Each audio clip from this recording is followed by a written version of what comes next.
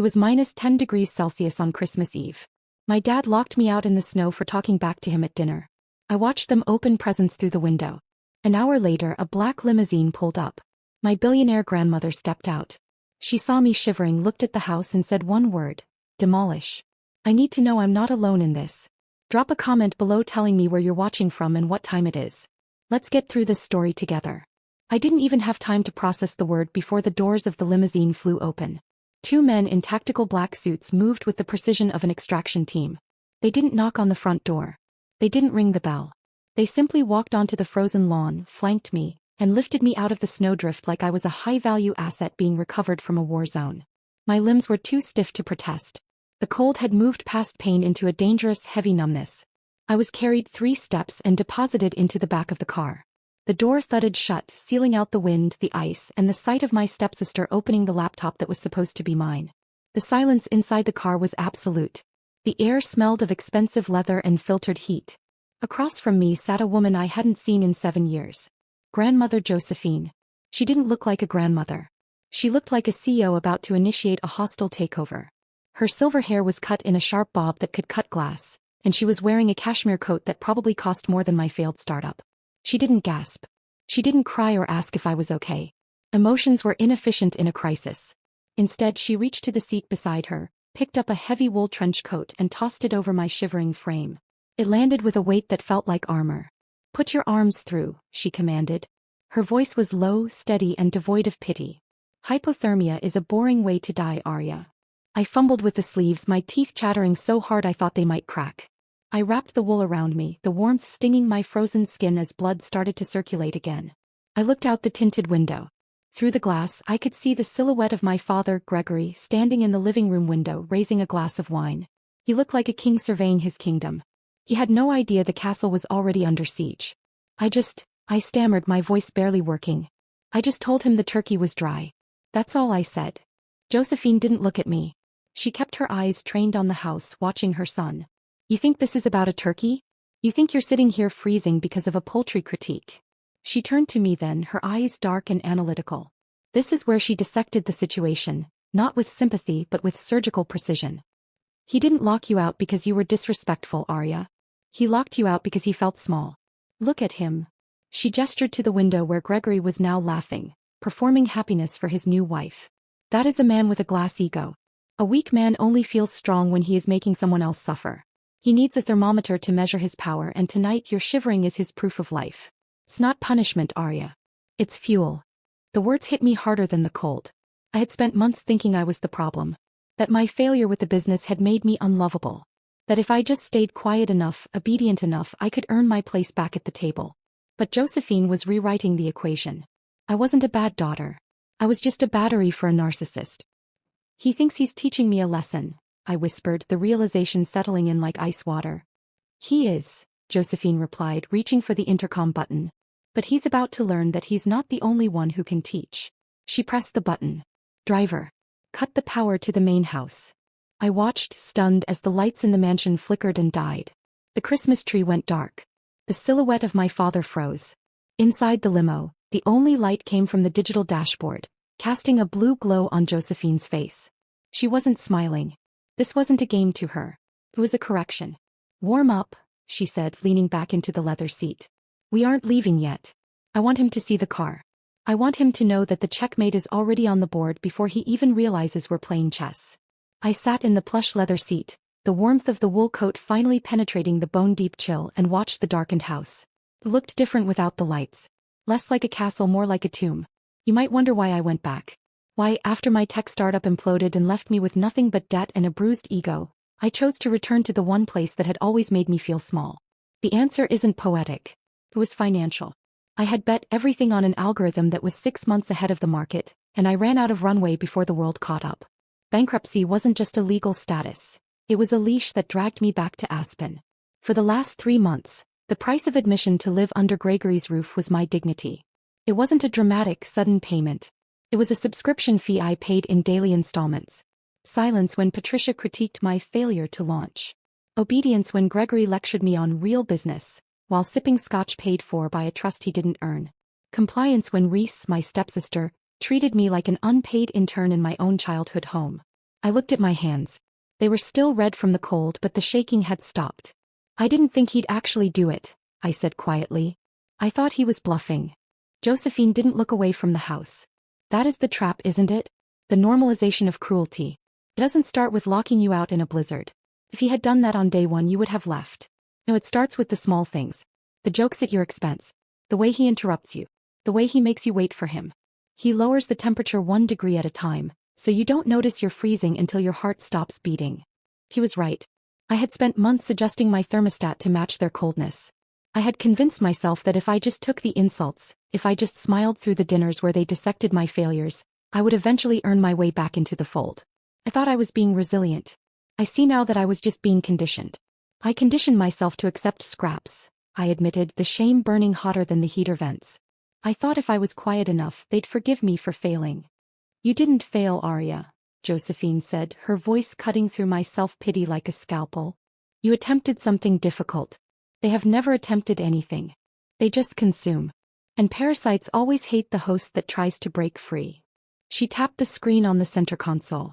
A live feed appeared, connected to the security cameras inside the house. The backup generator hadn't kicked in yet.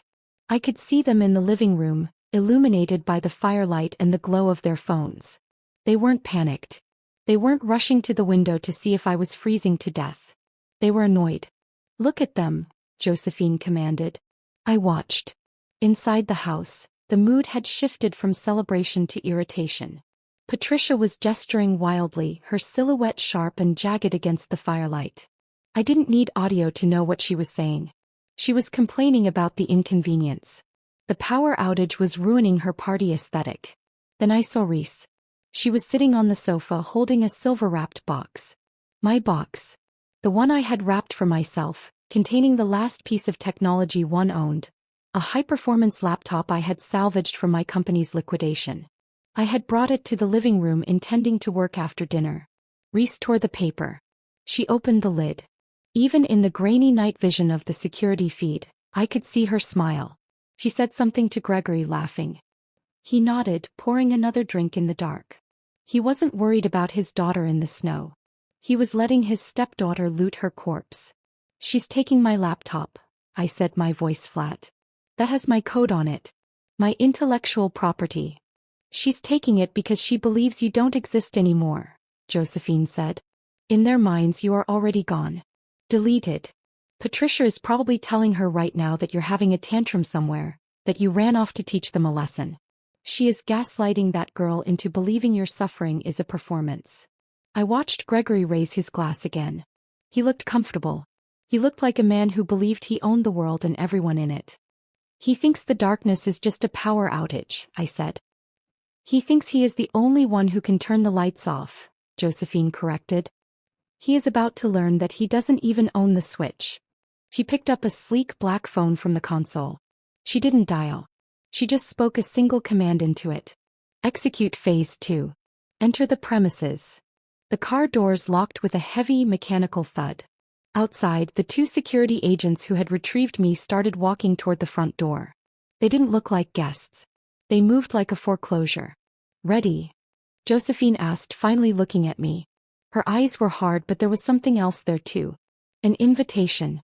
I don't have anything, I said, looking down at my borrowed coat. I don't have my keys. I don't have my money. They have everything. Josephine smiled, a terrifying, razor-thin expression. You have the deed, Arya. You just don't know it yet. Let's go introduce your father to his landlord. The front door didn't open. It yielded. My grandmother didn't knock. She simply walked through the entrance of the estate as if the locks recognized their true master and dissolved. The blizzard rushed in behind her, a vortex of snow and wind that swirled across the marble foyer, killing the warmth of the fireplace in seconds. I followed 2 steps behind, flanked by the security team. I felt like a ghost returning to haunt the living. My coat was heavy, my body was still thawing, but my mind was razor sharp. I watched the scene unfold like a slow-motion car crash. The living room was a tableau of interrupted greed. The backup generator had finally kicked in, bathing the room in a harsh, emergency yellow light. Gregory was mid-laugh, a crystal tumbler of scotch raised in a toast. Patricia was admiring a diamond bracelet on her wrist. Reese was typing on my laptop. They froze. The silence wasn't just quiet. It was heavy. It was the sound of oxygen being sucked out of a room before an explosion. Mother. Gregory's voice cracked.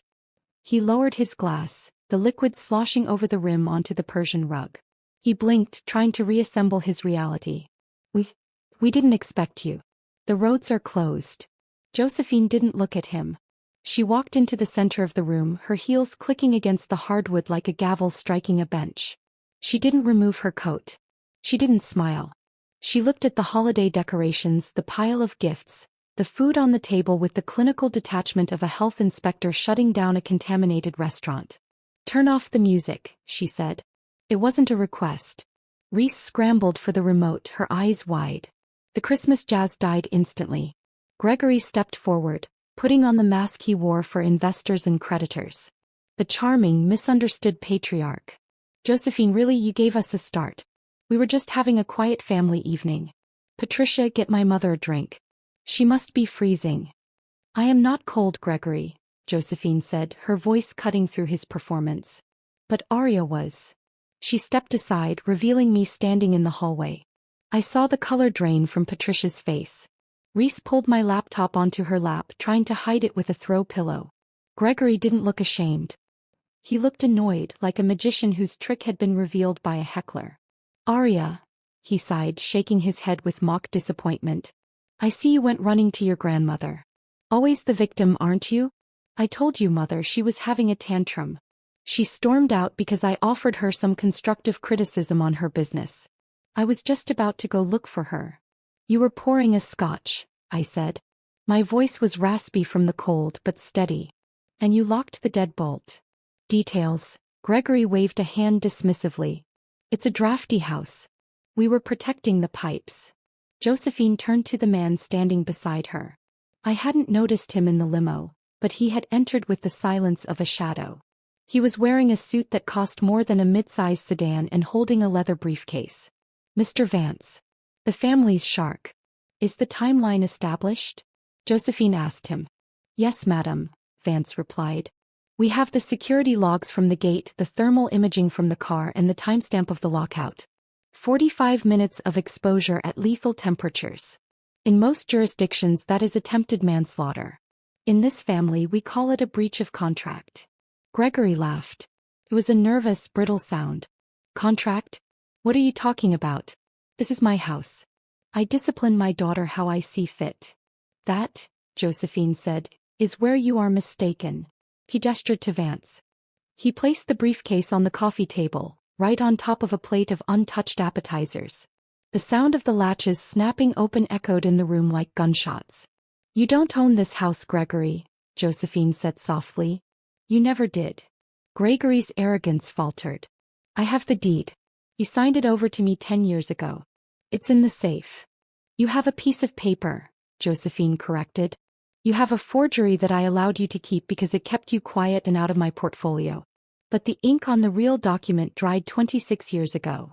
She pulled a single thick document from the briefcase and dropped it onto the table. It didn't look like a Christmas card. It looked like an eviction notice. Read the beneficiary line, Gregory. He picked it up. His hands were shaking now.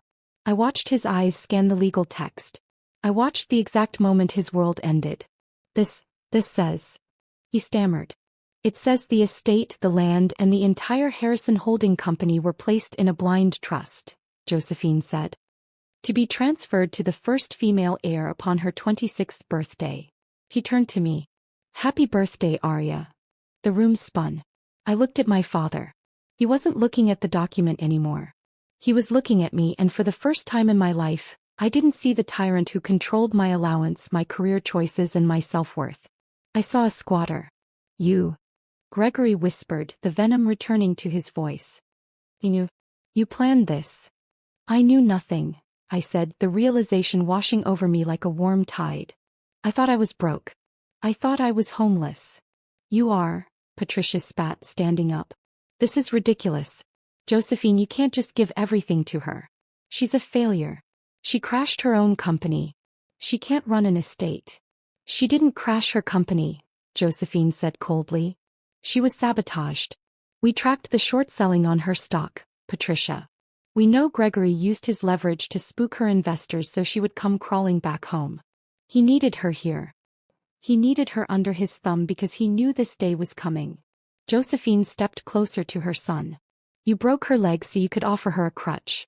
And then you kicked the crutch away in a blizzard. I raced her. Gregory shouted, slamming his hand on the table. I put food on this table. This is my home. This is not your home, Mr. Vance interjected, his voice bored and lethal. Technically, as of midnight, you are trespassing. Trespassing? Gregory's face turned purple. I am her father. Biologically, yes, I said, stepping into the room.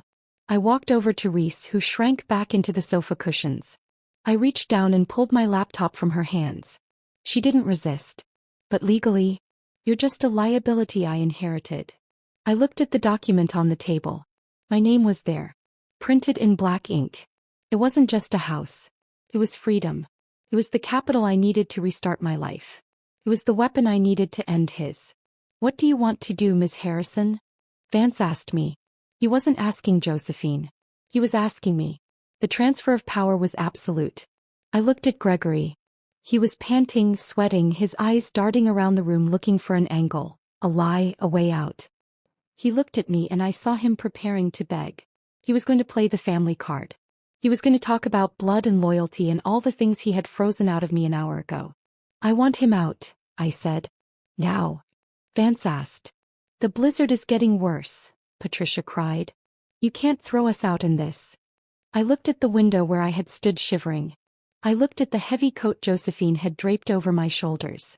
I don't want them out tomorrow, I said, my voice dropping to a whisper that filled the room. I want them out now. And I want everything they own left behind. They leave with what they are wearing. Nothing else. Josephine smiled. It was the proudest I had ever seen her. You heard the owner, she said to the security team. Clear the building. Wait. Gregory lunged toward me. Arya, listen. We are family. You can't do this. I was just trying to mold you. I was trying to make you tough. You succeeded, I said. The security guards moved in. It wasn't a polite escort. It was a removal. They grabbed Gregory by his tuxedo jacket. He screamed, kicking at the furniture as they dragged him toward the door. Patricia was shrieking, clutching her pearls. Reese followed them, looking at me with a mixture of terror and awe. The front door opened again. The wind howled, hungry and waiting. I watched my father being shoved out into the snow. He stumbled, falling onto his knees in the drift where I had been standing. He looked back at the house, at the warmth, at the light. Arya, he screamed. Open the door. I walked to the window. I placed my hand against the cold glass. I looked him in the eye. And then I reached for the curtain cord. Demolish, I whispered. I pulled the cord. The heavy velvet drapes slid shut, blotting out the sight of him, sealing the warmth inside and leaving him in the cold he had built for me. The room fell silent again. The only sound was the crackling of the fire and the scratching of a pen as Mr. Vance prepared the final documents. Well, Josephine said, walking over to the bar and pouring herself a drink.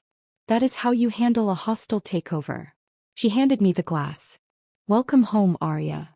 If you've ever had to freeze to find your fire, subscribe. Share this with someone who needs to know. You are not the black sheep. You are the survivor who hasn't been paid yet.